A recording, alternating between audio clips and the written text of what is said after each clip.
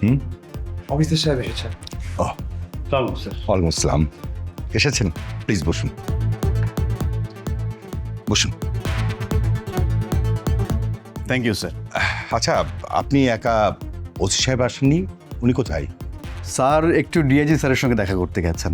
স্যারের কি একটা এমার্জেন্সি কাজে ওসি স্যারকে ডেকে নিয়েছেন। তো ওসি স্যার আমাকে পাঠিয়েছেন আপনার সমস্যার সমাধানের জন্য। স্যার কি সমস্যা একটু বলবেন আমাকে?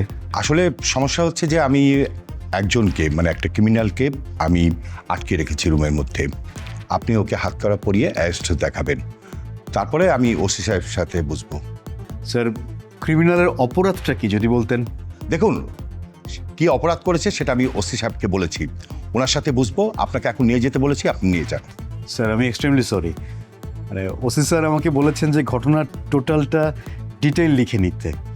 সো আমি যদি এখন ঘটনা নাই জানতে পারি তাহলে টোটালটা আমি মানে এই স্টেটমেন্টটা কীভাবে লিখবো আমি ঠিক বুঝতে পারছি না। অফিসার, স্যার আপনি কি আমাকে চেনেন? আমি চৌধুরী গ্রুপ অফ ইন্ডাস্ট্রির চেয়ারম্যান আজমল চৌধুরী। আমার একটাই মেয়ে, মারজান। আসলে ও ছাড়া তো আমার পৃথিবীতে কেউ নেই। আমার অবর্তমানে আমার সমস্ত সম্পত্তির মালিক হবে আমার একমাত্র মেয়ে। এই জন্য ওকে কিছু লোক টার্গেট করেছে, কারণ ওকে যদি বিয়ে করতে পারে আমার সমস্ত সম্পত্তির মালিক হবে তারা। এটা তো খুবই স্বাভাবিক স্যার। তারপরও স্যার মানে ক্রিমিনাল যাকে আপনি আটকে রেখেছেন তার অপরাধটা যদি আমাকে বলতেন তাহলে আমার জন্য সুবিধা হতো।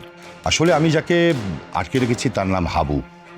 সে আমার মেয়েকে হিপ্নোটাইজ করে প্রেমের ফাঁদে ফেলে বরিশালে নিয়ে গিয়ে বিয়ে করেছে। I see. আপনার মেয়ের বয়স কত? সে কি সাবালিকা নাকি নাবালিকা? সে সাবালিকা। সরি স্যার, তাহলে তো আপনার বক্তব্য এক্ষেত্রে গ্রহণযোগ্য হবে না। আপনার মেয়ে যেটা বলবে সেটাই আইনের কাছে গ্রহণযোগ্য হবে। তা আপনার মেয়ে কোথায়? ওনাকে ডাকুন, আমি ওনার সঙ্গে সরাসরি কথা বলছি। স্যার, আপনি স্টুপিডের মতো কেন কথা বলছেন? আমার মেয়ে বিয়ে করেছে, এই অভিযোগ দেওয়ার জন্য কি আপনাকে আমি ডেকেছি? স্যার তাহলে কি জন্য আমাকে ডেকেছেন?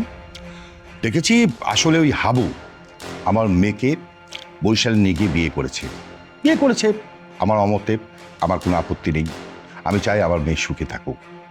বিয়ে হয়ে যাওয়ার পর থেকে মেয়ের সাথে কোনো ধরনের যোগাযোগ আমি রাখিনি। আমি 5 মাস ব্যবসায়িক কাজে লন্ডনে ছিলাম। গত রাতে এসে শুনলাম যে আমার মেয়ে নিখোঁজ।